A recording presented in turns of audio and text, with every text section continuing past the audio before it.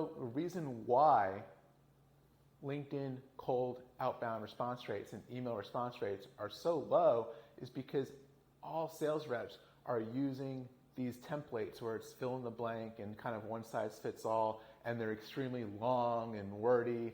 And I'm Jesse, I'm the founder of EducateDemonstrateSell.com EDS strategy, and through a lot of trial and error, we've identified a really short way using an overarching system on how to do great cold outbound communication to prospective clients, prospective brands you might be reaching out to.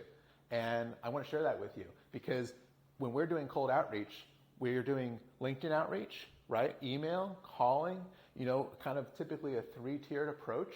And that goal is to book a demo, assuming the prospective brand client is qualified and if they're interested in learning more. Because on a demo, we have the opportunity to learn from each other and have a discussion and see if there's a good fit in terms of that product or service that we're offering. But a lot of times, it all starts with that outreach.